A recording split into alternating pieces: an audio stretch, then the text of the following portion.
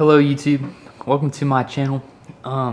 Today I just kind of wanted to show off C107 a little bit more. I've been getting a lot of messages from people and they really want to see like a kind of a close-up of the gun. I'm going to do my best today. I know my camera in the past has not been really good at focusing up close. I think the lens on it is more for like a farther distance shooting kind of thing. It's a nice camera, but it really fucking sucks at focusing up close.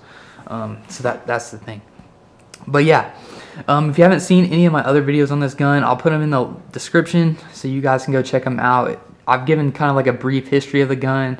Also, I've mentioned some points about it. Today, kind of doing a close-up. I want to give you a little bit more history about it. As far as everything I know about the history, I don't think I've told everybody about it.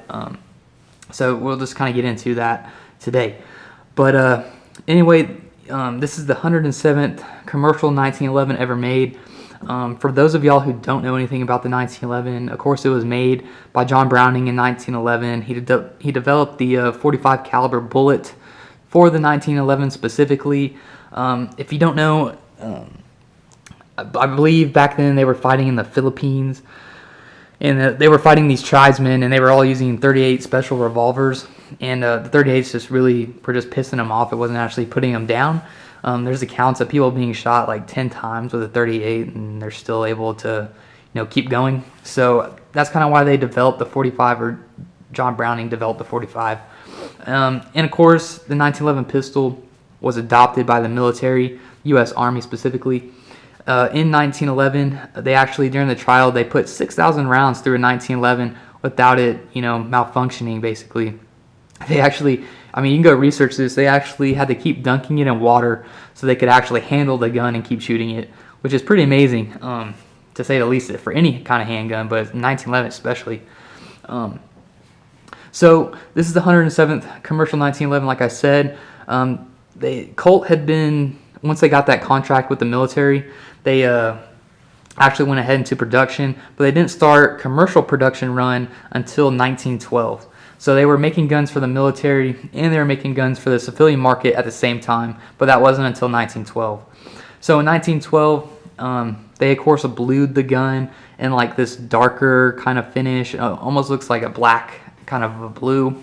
The military, they were doing it at the same time for the military also. And the military was getting kind of pissed off about it being kind of too fancy actually.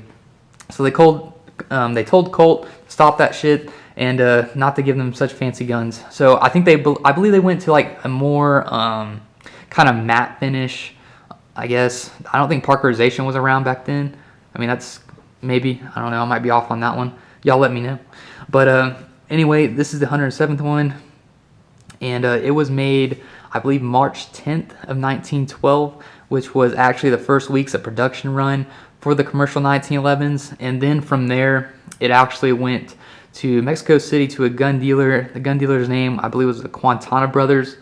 And so they had it. There was a revolution going on at the time, and a Mexican general actually went in and got this gun. I don't think he actually bought it. I think he was just like, hey, I want that 1911 because the revolution's going on. So he got C107, and he carried it around in the military, or the Mexican army for a little bit.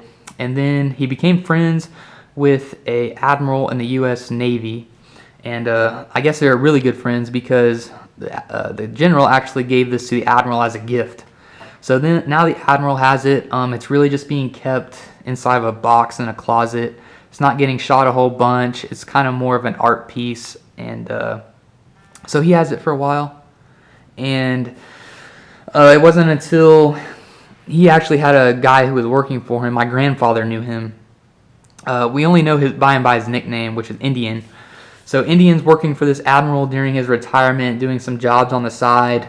And I think whenever the admiral was either close to passing or around there, he actually gave C107 to Indian. And so now Indian has it for a little bit. Indian doesn't really know exactly what he's got. He doesn't realize this is the 107th commercial 1911 ever. But him and my grandfather were really good friends. And my grandfather had realized that he had the 107th commercial 1911 ever. So he bought it from Indian in the 60s for $60. So he bought C107 for $60 back then. And my grandfather has had it until he passed away a couple years ago. And right before he passed, he actually handed it down to my dad.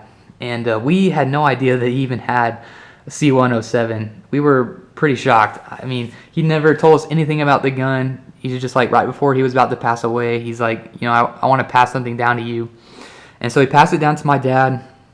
And my dad, I guess he's just a really cool guy. And he had it for about a week and then passed it down to me. So it's been in my possession for a couple of years now. I've learned a lot about it. I was kind of into 1911s, but I wasn't really into 1911s until I got this gun and learned the history about it. And I've actually shot it too. I put one magazine through it whenever I first got it, and I gotta say, this thing is super smooth, super smooth. We were shooting steel with it too, and man, whenever you hear that ding from the steel, it's just like Nirvana, you know. You can't believe that you're shooting the 107th commercial 1911 made in 1912, you know, and it's reliable too. I actually put hand loads through it, and it fed it completely reliably. So it's a really cool gun. I really want to shoot it again. You know, I'm obviously careful whenever I shoot it, and I clean it and take care of it. But it's just, man, it just takes you back, I guess. I mean, everybody can go get a production 1911 now, but whenever you shoot C107, it's really a great experience. It's kind of the cream of the crop experience I've had with shooting firearms, and it's just really cool. So, like I said, the darker sheen, they did that. The grips, back in 1912, they actually used real wood on the grips, so there wasn't any kind of laminate wood back then. And something you'll find with the older 1911s is, or the 1911 grips at least, the checkering will be worn down a whole bunch. On this 1911, you can run your finger across it and you can feel every single groove. So that tells me this gun wasn't shot a whole bunch. So it's really cool. I mean, like I said before, it shoots fine. It's in really good condition.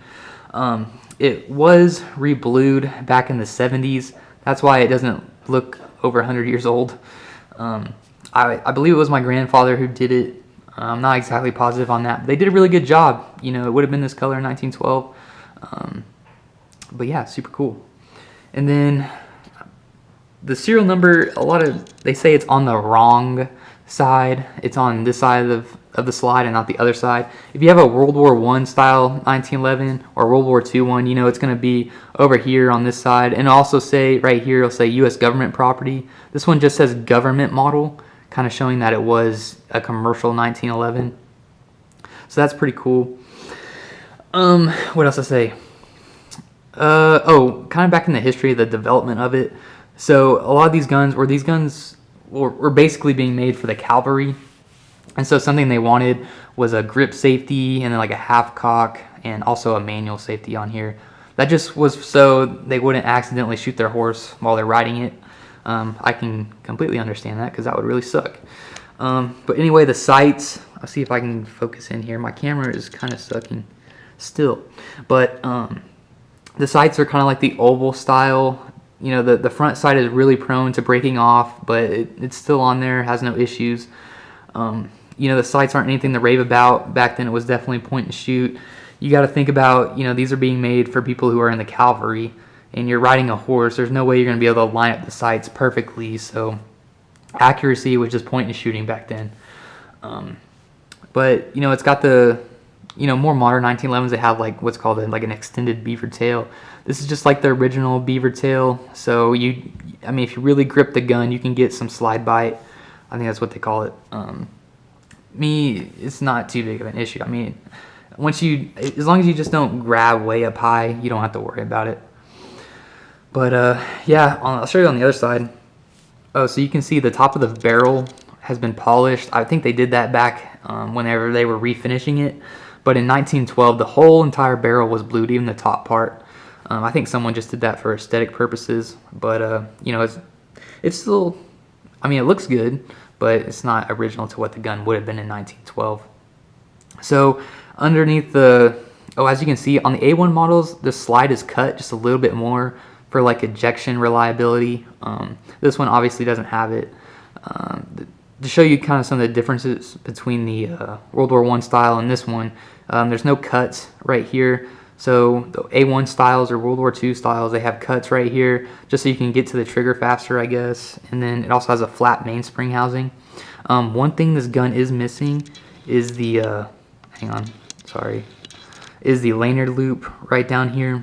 I mean, I don't know what happened to this thing, but you gotta keep in mind, this thing is over freaking 100 years old. So, I mean, something's bound to happen to it. I think maybe it just got bumped off or came off, I don't know. But it is missing a lanyard loop, and I'll have to find one of those. I don't know how hard it is to find a lanyard loop for it. I know it's part of the mainspring housing here. So I gotta look more into that. I just don't know much about it. But like I said before, the beaver tail is that shorter beaver tail. It's not extended or anything. But yeah, it's a great shooter. It's a great gun. I still can't believe I actually am holding it and talking to y'all about it. But if you want to see more on this gun, I'll probably do some more videos on it.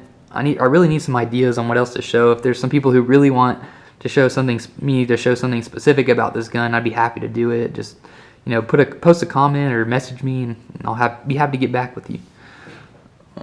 Oh, sorry. So yeah, thanks again for watching, and I hope y'all have a great day.